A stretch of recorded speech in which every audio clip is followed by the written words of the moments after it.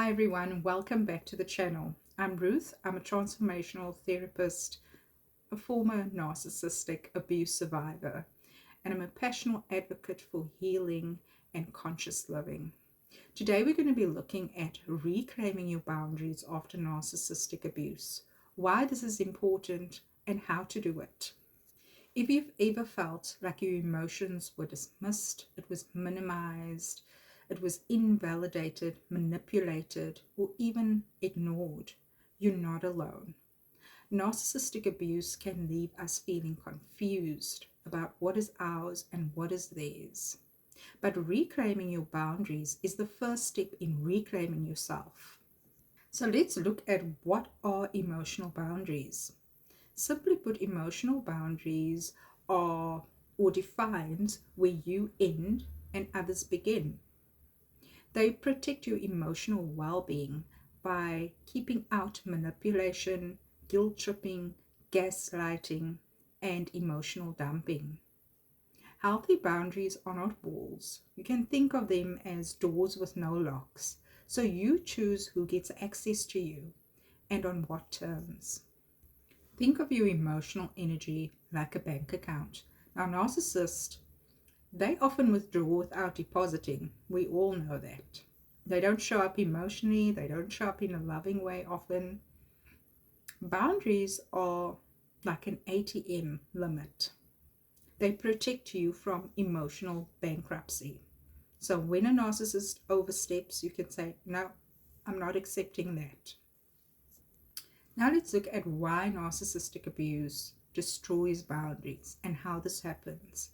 So we know that narcissist loves constant invalidation. This erodes your sense of self. And you could likely be gaslit at any time during the relationship or made to feel like your feelings don't matter. I remember I used to say, that's not really respectful the way that you responded. And my partner would say, I didn't say that, or I didn't say it. This would leave me questioning my own reality at times. And the narcissist might even punish or guilt trip you for asserting even your smallest needs. We know that these are traits of a narcissistic relationship. But the impact of narcissistic abuse, that is what actually destroys boundaries. So, what are some of the signs that you've lost your emotional boundaries? Over time, you could feel like you don't feel like speaking up anymore. You stop trusting yourself and you start over functioning in relationships. So, none of this is your fault, it's a survival mechanism. So some of the signs that you've lost emotional boundaries is that you feel responsible for others' feelings. You tend to over-explain, and this happens quite often. Try and make things right. I'm sorry, I did that because of this and that. Trying to fix things. You feel guilty for saying no. Another sign could be that you're easily or emotionally drained or overwhelmed in the relationship. Now let's look at why building those boundaries is crucial. Rebuilding boundaries is an act of self-love. It's how we teach the world what we will and won't accept. So boundaries can help you rebuild your self-worth. Like I said before, many parts of us feel like it's lost during a narcissistic relationship. Boundaries can also help you feel safe in your body and relationships. It can break the trauma bond between you and the narcissist and prevent future toxic dynamics. Remember, guys, healing starts when we stop negotiating our self-worth with those who never valued us to begin with. Now let's look at some tools on how to start reclaiming emotional boundaries.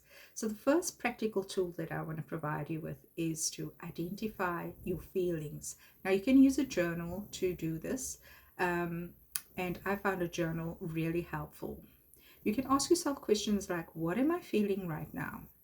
And whose emotions is this?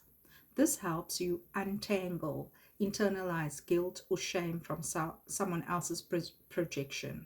So try and sit with your feelings, journal them, and just identify, just to get, where am I coming from? Is this mine or is this someone else's? The second tool is to reconnect with your no. I found this so powerful. Practice saying no in low stake functions. You don't actually have to use the word no, but try something like, that doesn't work for me, or let me think about it, I'll get back to you.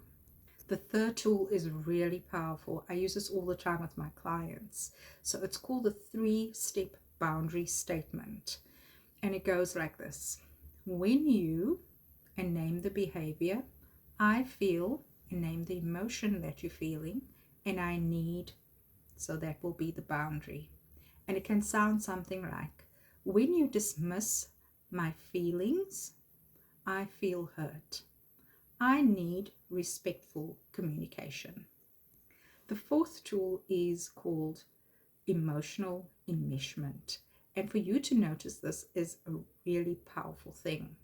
So if you feel responsible for fixing others, then just pause and ask yourself, is this mine to carry? The fifth tool is equally powerful.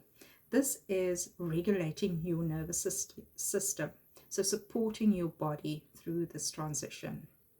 Now this works with setting up boundaries is you can try deep breathing, EFT tapping, that works for some people, and grounding exercises.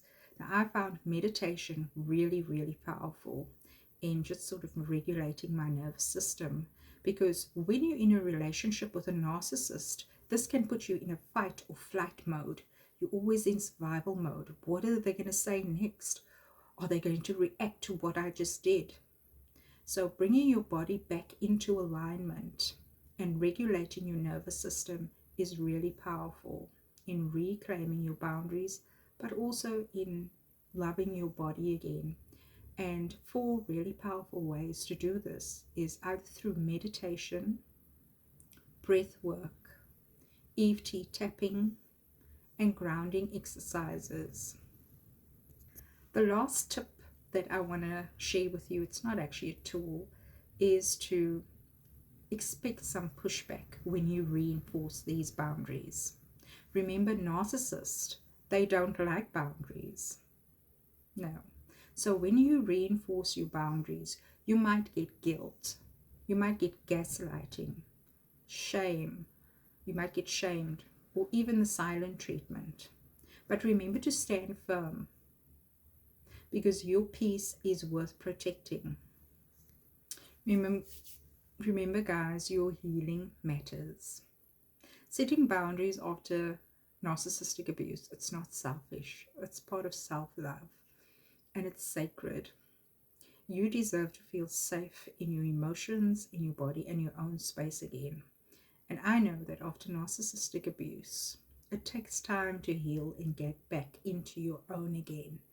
So I hope this helps. I hope these tips on boundaries helped. And if you would like more information, or you would like to book a session on how to implement this, then you can contact me on the email below. I'll leave it at the bottom. So I wish you all the best. Until next time, love and light to you all.